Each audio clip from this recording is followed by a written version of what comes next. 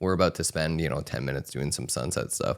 Hey, do you want to just come and help me? Yeah. Like most people are super excited. They're like, oh my God, yeah. If they have a coordinator, if they have, obviously. Even a bridesmaid. I've Yeah, used a bridesmaids as well. Here you go. You're doing this. I'm giving you a job. I mean, I have done that. So. I've even given it to a mom.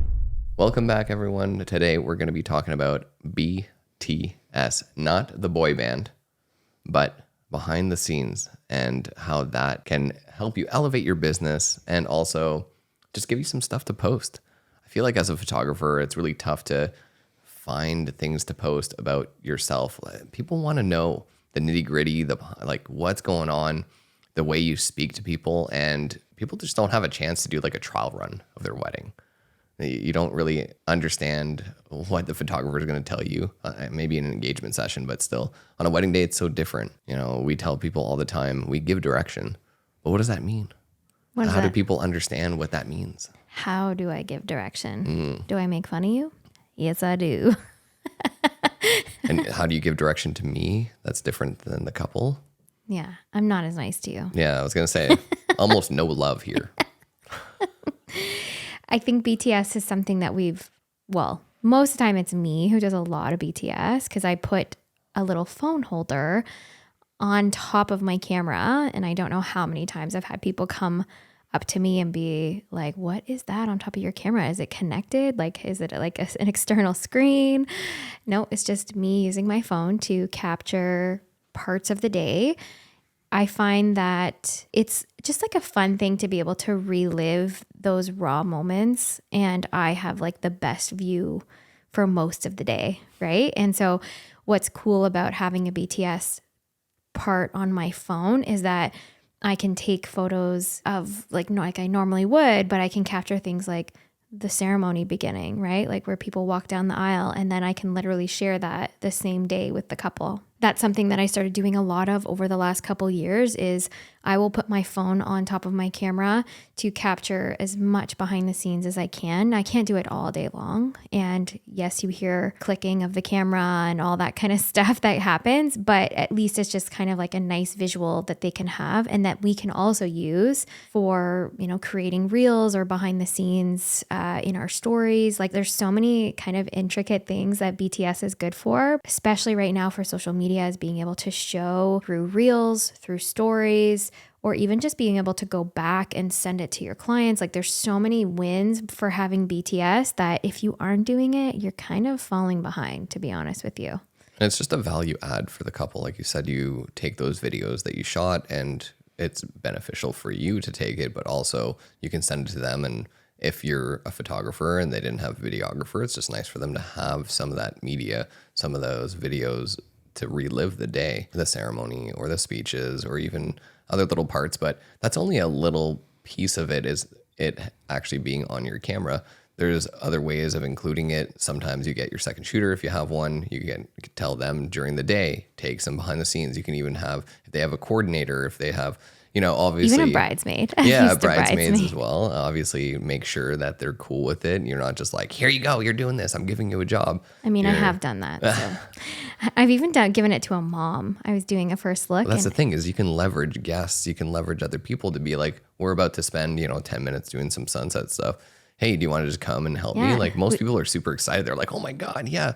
But then you also have to take into consideration that they may not have any idea how to like aim it and shoot it. And so, it's a give and take thing. I mean, we've been pretty lucky, but all of those examples that you have given, we've done. So I've asked a couple, we were at a wedding and we asked a future couple that had booked us. They were at the wedding to come with us at sunset, and they loved that. They thought that was the best thing ever. And they took a bunch of behind the scenes videos for us. I've done bridesmaids. Done that lots of times. I've had parents do it.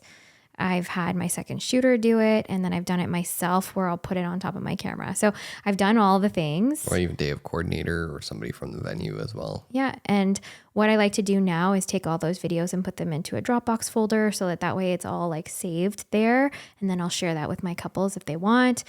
The other thing that's really great, like I said, is just using them for sharing to your stories, like what happened, and you can trim them. Like the ceremony ones end up being kind of long because it's just like, a minute or 2 or 3 minutes of you know, people walking down the aisle.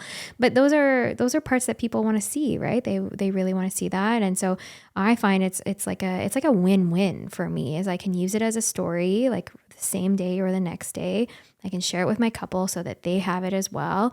And then I can also use it as potential content to create moments where I can show a little bit of the video and then show the photos or whatever, right? Like there's so many different ways. There's so many cool ways. And then even right now, one of the things that I think I really want to do more of, which I always find so cringy, is sharing where you hear me talking and what I say to the couples, because I think that we're kind of getting back to that very like raw. It goes through stages in the social media, right? Like right now, we're transitioning back to like the more raw version of things where it's not super highly edited. I think people want to see a little bit more of that too. I think there's always going to be space for like the really beautifully edited stuff. It's because we've seen it so much of the like nice curated edited stuff that it's become boring. We want to see people screw up. We want to connect with somebody and be like, or just see the full moment, right? Yeah. Where there is the pauses or there is the gap. That's really what I think that it allows us to do, is to have that captured. Honestly, I've never had anybody complain, you know, that they didn't like it. I think it's just like an added cool bonus thing to have. And it works out really well for us. Now, do we do it every time though? No. Sadly, I wish we did, but sometimes there's just so much going on. It really depends on the day, right? There's been some weddings where I've done so many behind the scenes, and then there's been some where I didn't even have a chance to pull my phone out once. And I get that. So I do see both sides. Sometimes I find that I don't take as much behind the scenes if I have a videographer with me. Like if you're there with me, then I feel like I don't really need so much of it. But if it's just me, sometimes I'll take the little bit of extra time and put it on my phone because I know there's no videographer. So I'll just like kind of think about it from that perspective too. And then if I have a second shooter, which our second shooters know, I want them to take my phone and take some videos of what's going on, just so that people can see what we're saying. And then it's not like on top of my camera, because it gets heavy. Like that's the one thing that's really hard about it, is like my camera is already like 15 pounds. To add my phone and then like the metal holder on top of it, like it gets heavy. And people get tired of hearing the clicks, I think. You think click, so? Click, click, click, click. Honestly, they probably don't even hear it at all when they're watching the videos anyway. It's just part of it, but it is nice to also hear people talking and laughing, and you can still hear that, but getting a different perspective, like having yourself in the BTS is huge. Yeah. Sure, being on top of the camera is cool, pointing at them. I think people want to see us working. I know. And they really want to see how we perform at our job. And that's why this Australian photographer is kind of going viral right now, or he's gaining a lot of traction because he puts a 360 cam on top, which is super cool because he can decide where he wants to point the camera. And he points at himself a lot when he's talking and when he's giving direction. And people are connecting with that. They're like, wow, this guy, you know, he's super funny and personable, like as he's having the day with us and posing the couple and saying all these encouraging words. And people really love that. They love seeing that. And we do that. But the thing is if you don't educate your clients that you do that, they don't know. And what they don't know is detrimental to the amount of bookings you're going to get or to the price that you can put yourself at. Even though I find it cringy to hear my own voice and the funny things that I say, it's funny enough that this guy that we're talking about, this guy from Australia, he says the same things that we do, but I don't find it cringy when he does it. So you kind of have to like maybe he thinks he's cringy. He probably does. Right? Maybe. Our mantra for this year is to embrace the cringe. That's what we're going for.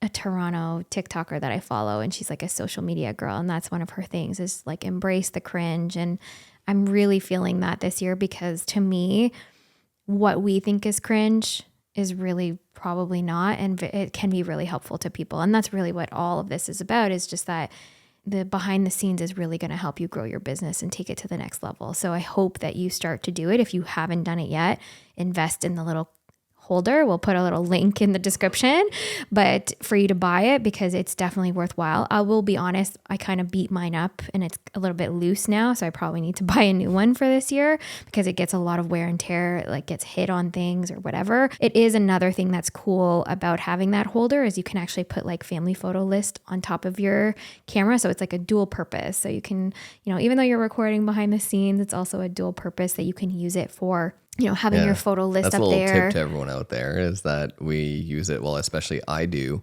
when I'm shooting photography and maybe I'm not 100% confident in what I'm going to deliver on the day of it is much easier to look at a family photo list when it's already on your phone.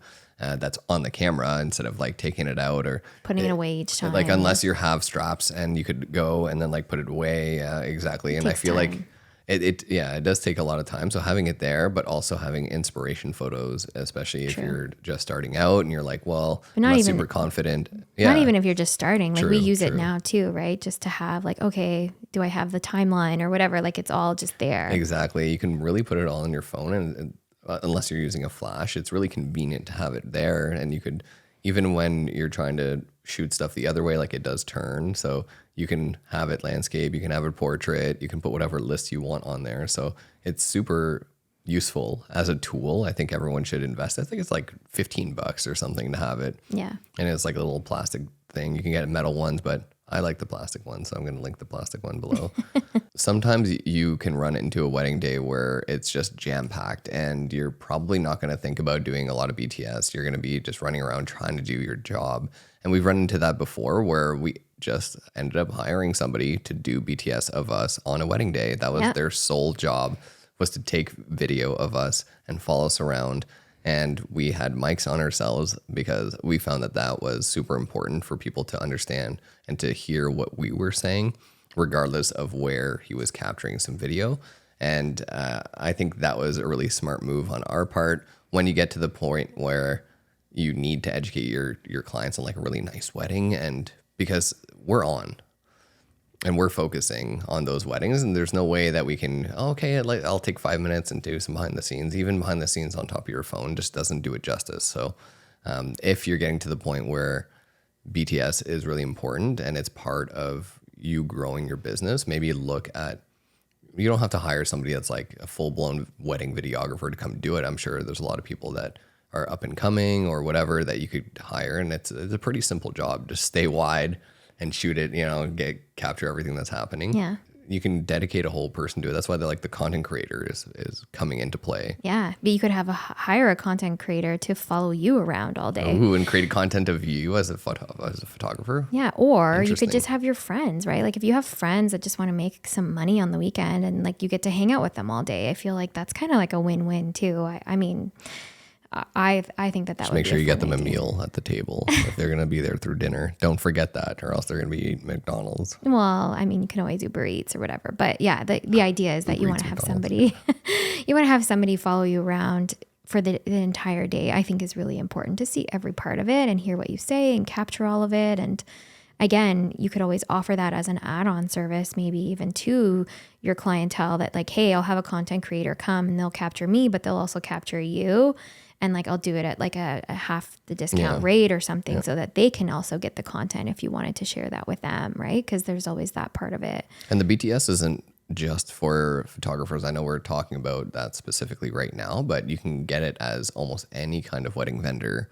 Some BTS, even as like Florist. a DJ, the florist, the planner, like all of that stuff. We worked with Erica, one of the planners local to us, and she did a walkthrough of the whole room and explained how she set the decor up and how this and like why things were put in a specific place. And I thought that was a really great idea that a planner generally doesn't have access to, like a videographer or maybe like one of her staff could have done it. But I think making that kind of videos and having an idea of what you want in the end of just, if you're just filming for the sake of filming, it might not be the best to spend any money on it or just to invest in it. But if you have a good idea of what you want to come out of it at the end, I think that will help you figure out what to do on a wedding day. Yeah. And it just makes you, the professional, look that much better because people can really get a good sense of you by watching all of this. They get a sense of the tone of voice that you have. I mean, They get a sense of how calm you are. I mean, for Erica to do that on that wedding day, that being one of her biggest weddings I'm sure she's ever done, and just the amount of things that were happening, and like there were so many things like going on, but she did it and in such a composed way that just sort of speaks to how much of a professional she is, because she was able to just like do that. And I think that's kind of what happened with us too, is that we knew this wedding was going to be gorgeous, and so we put in that extra time to have somebody there.